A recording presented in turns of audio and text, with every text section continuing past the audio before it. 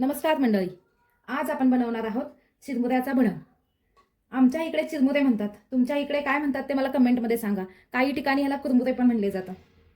Okay, तर मी थोडा जास्त प्रमाणात बनवणार आहे. मी अर्धा किलो घेतलेले आहेत चिरमुरे, तर त्याचा भडंग बनवणार आहे. त्यामुळे माझं थोडंसं जास्त सामान असेल. त्यासाठी मी पातेलंसुद्धा थोडंसं मोठं ठेवलेलं आहे, म्हणजे ते हलवण्यासाठी बरं पडतं. ओके, तर आपण इथं 4 पळ्यात तेल टाकून घेऊ.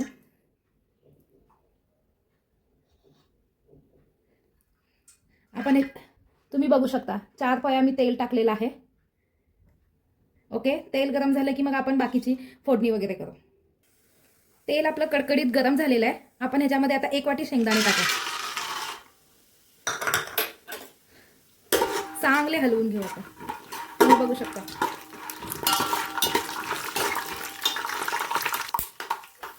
शेंगदाणे आपले चांगले भाजलेले आहेत. त्याच्यामध्ये आपण आता जिरे मोहरी टाकू.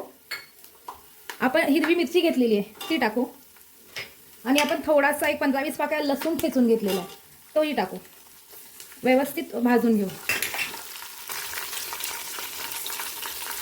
तुम्ही बघू शकता आपली हिरवी मिरची आणि जो लसूण आहे तो चांगला फ्राय झालेला आहे. त्याचा कलर चेंज झालेला आहे. आता ह्याच्यामध्ये आपण आता पावडर्ड मसाले टाकू. हिंग टाकू, थोडासा लाल तिखट टाकू. मी 2 चमचे लाल तिखट घेतलेलं आहे. आपण हिरवी मिरची पण घातलेली आहे. गॅस थोडा बारीक करू.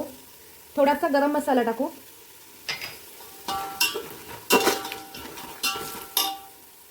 आणि हळद टाकू. गॅस थोडा बंद केला तरी चालेल, हे पावडर मसाले फ्राय होईपर्यंत. या फोडणीमध्ये आपण चवीनुसार मीठ टाकू. मी 2 मोठे चमचे मीठ टाकलेलं आहे. यामध्ये आपण आता हे चिरमुरे टाकू. हे मी स्वच्छ करून घेतलेले चिरमुरे आहेत, चाळून घेतलेले होते.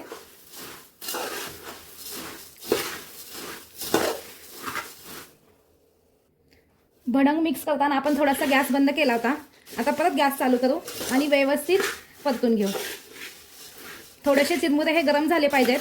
जेव्हा आपण फोडणी टाकतो त्यावेळेला ते मऊ होण्याची शक्यता असते. तर व्यवस्थित हे 1-2 मिनटं गॅसवर परतून घेऊ.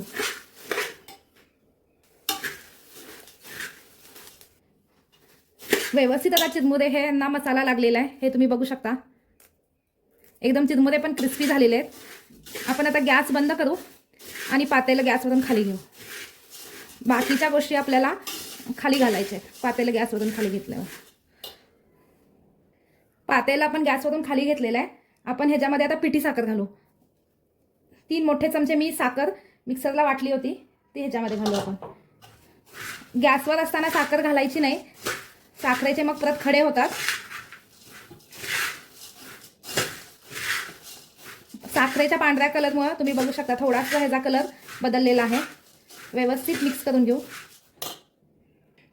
साखर घालणं हे ऑप्शनल आहे. मी माझ्या मुलासाठी बनवते, त्यामुळे मी थोडासा तिखट गोड अशा चवीचा भडंग करते. मधल्या वेळेत खाण्यासाठी किंवा स्कूलच्या टिफिनमध्ये देण्यासाठी सुद्धा आपण बनवू शकतो असा भडंग. व्यवस्थित साखर मिक्स झाली. आपण आता ह्याच्यामध्ये मोठा बाऊल 1 फरसाणा घालू. फरसाणा सुद्धा ऑप्शनल आहे, पण जरा चव चांगली लागते म्हणून फरसाणा पण घालू आपण. आणि हा आपला आता भडंग रेडी आहे. स्नॅक्ससाठी भडंगीच रेडी.